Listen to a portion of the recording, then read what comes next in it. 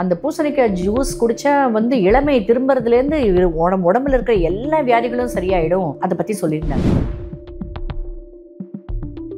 இதுவே நீங்கள் இந்த ஜூஸ் எடுத்து நீங்கள் குடிக்கும்போது சடனாக உடம்பை குளிர்விக்கும் போது இது கோல்டில் கொண்டு போய் விடலாம்.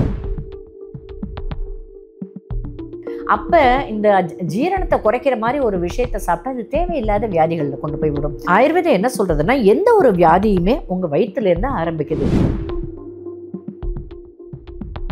எப்படி இதில் விட்டமின் பி சத்தெல்லாம் இருக்குது ப்ளஸ் பாயிண்ட்டுன்னு நினைக்கிறோமோ, இதில் ஆக்சலேட் அப்படின்ற ஒரு விதமான கெமிக்கல் கான்ஸ்டியூட் உண்டு. இந்த ஆக்சலேட் வந்து தேவையில்லாமல் கிட்னி ஸ்டோன்ஸ் உருவாகும்.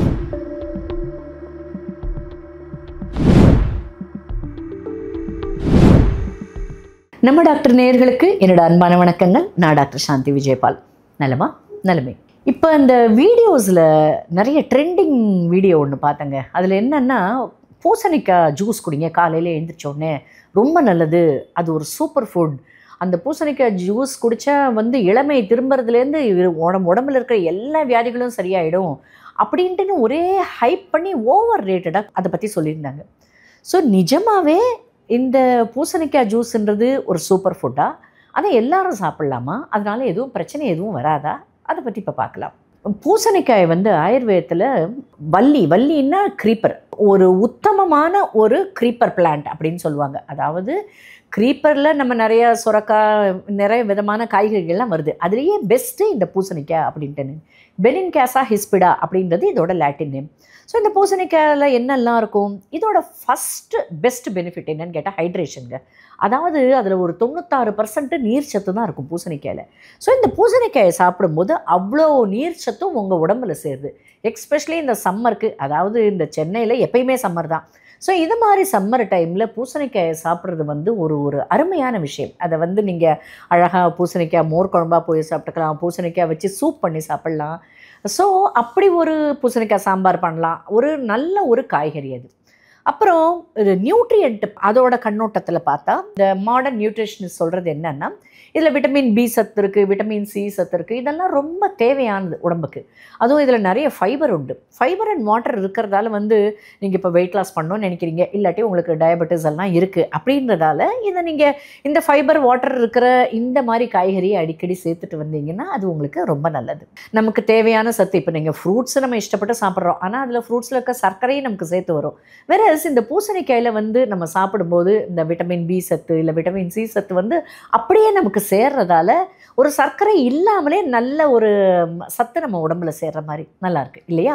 இந்த ப்ளஸ் பாயிண்ட்ஸே இந்த பக்கம் வந்தால் நெகட்டிவ் பாயிண்ட்ஸ் ஆகிடுது. நீங்கள் இந்த பூசணிக்காயை சாப்பிடும்போது அதுக்கு உடம்பை வந்து ஒரு குளிர்விக்கிற ஒரு குணம் உண்டு. ஐ மீன் மாடர்ன் ரிசர்ச்சர்ஸ் வந்து யூஸ்வலாக உடம்பு சூடேற்றும் இல்லை குளிர்படுத்தும் அப்படின்ற ஒரு கான்செப்டே அவங்க ஒத்துக்க மாட்டாங்க. பட் ஆயுர்வேதம் எப்பயுமே சொல்லும், ஒரு உணவை சாப்பிடும்போது அது எய்தர் உங்கள் உடம்பை வந்து ஒரு குளிரச் செய்யலாம், ஆறு உடம்பை வந்து சூடேற்றலாம் அப்படின்ட்டு.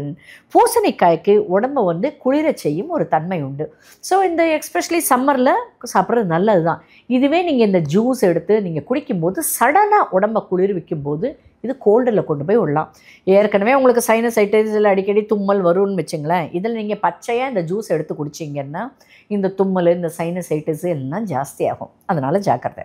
ரெண்டாவது, பச்சையாக சாப்பிடும்போது நம்ம நிறைய பேருக்கு அந்த பச்சையான ஒரு விஷயத்தை ஜீரணம் பண்ணுற சக்தி இருக்காது.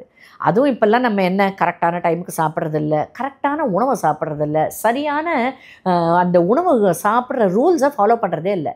அப்போ இந்த ஜீரணத்தை குறைக்கிற மாதிரி ஒரு விஷயத்தை சாப்பிட்டா அது தேவையில்லாத வியாதிகளில் கொண்டு போய் விடும். ஆயுர்வேதம் என்ன சொல்கிறதுனா, எந்த ஒரு வியாதியுமே உங்கள் வயிற்றுலேருந்து ஆரம்பிக்குது. அதனால் உங்கள் வயிறுன்னா அது ஜீரண சக்தி. ஸோ ஒரு விஷயத்தை நல்லா பசித்து ஒரு விஷயத்தை சாப்பிடும்போது அது நல்ல ஜீரணமான அது உங்கள் உடம்புக்கு பெனிஃபிட்டை கொடுக்கும். அதே டைமில் நீங்கள் ஒரு உணவை சாப்பிட்டு அது உங்களுக்கு ஜீரணம் ஆகாத பட்சத்தில் அது தேவையில்லாத வியாதியில் கொண்டு போய் விடும். ஸோ எக்ஸ்பெஷலி இந்த பச்சையான ஜூஸ் நீங்கள் குடிக்கும்போது அது உங்களோட டைஜஸ்டிவ் கெப்பாசிட்டியை குறைச்சிடும். மூணாவது, எப்படி இதில் விட்டமின் பி சத்தெல்லாம் இருக்குது ப்ளஸ் பாயிண்ட்டுன்னு நினைக்கிறோமோ, இதில் ஆக்சலேட் அப்படின்ற ஒரு விதமான கெமிக்கல் கான்ஸ்டியூட் உண்டு. இந்த ஆக்சலேட் வந்து தேவையில்லாமல் கிட்னி ஸ்டோன்ஸ் உருவாக்கும். அதனால் பூசணிக்காய் ஜூஸ் நல்லது தான், இதை நான் நல்லா சாப்பிட்றேன் அப்படின்னு நினச்சிட்டு டெய்லி நீங்கள் வந்து ஒரு டம்ளர் ஜூஸ் குடிச்சிட்டு வந்தீங்கன்னா யார் கண்டா சீக்கிரமாகவே கிட்னியில் கல் உருவாக சான்ஸ் இருக்குது. ரெண்டாவது, இது மாதிரி ஆக்சலேட்ஸ் இருக்கும்போது அது உடம்புல கால்சியம் சத்து அப்சார்ப் ஆகிறத தடுக்கும். அதனால் நீங்கள் என்ன தான் கால்சியம் சத்து சாப்பிட்டாலும் கால்சியம் சத்து உடம்புல சேரலன்னு வச்சுங்களேன், இதனால் குதிகால் வலி, மூட்டு வலி இதெல்லாம் வரலாம். ஸோ எந்த ஒரு விஷயத்தையுமே அது ஹெல்த்தியாக இருக்கலாம், என்ன ஒரு நல்ல அட்வைஸாக இருக்கலாம், ஆனால் தொடர்ந்து சாப்பிடாம நடுவில் கேப்பை விட்டு சாப்பிடணும். அப்போ உடம்புக்கு இந்த ஒரு விஷயம் பழகாது. அதனால் பூசணிக்காய் ஜூஸ் காலையில் எழுந்திரிச்ச உடனே குடிக்கலாமா அப்படின்னா ஒரு ஆயுர்வேத டாக்டராக நான் இதை வந்து பரிந்துரைக்க மாட்டேன். நீங்கள் பூசணிக்காய் சாப்பிடணும் அப்படின்னு நினச்சிங்கன்னா பூசணிக்காயை வேக வச்சுட்டு அதை ஜூஸாக பண்ணி சாப்பிடுங்க, இல்லை அதை ஒரு சூப்பாக பண்ணுங்க, இந்த பூசணிக்காயை சேர்த்துங்க. அதை விட்டுட்டு வெறுமனே ஒரு பச்சையாக ஜூஸ் எடுத்துகிட்டு டெய்லி காலையில் வெறும் வயிற்றில் சாப்பிட்டுட்டு வர்றதுன்றது ஒரு நல்ல பழக்கம் கிடையாது. எப்பயுமே எந்த ஒரு விஷயத்தை ட்ரெண்டிங்காக வந்தாலும் அதை பற்றி நல்லா ஆலோசித்து அது உங்களுக்கு தேவையானதா பெனிஃபிஷியலான்னு பார்த்து முடிவெடுங்க. நன்றி.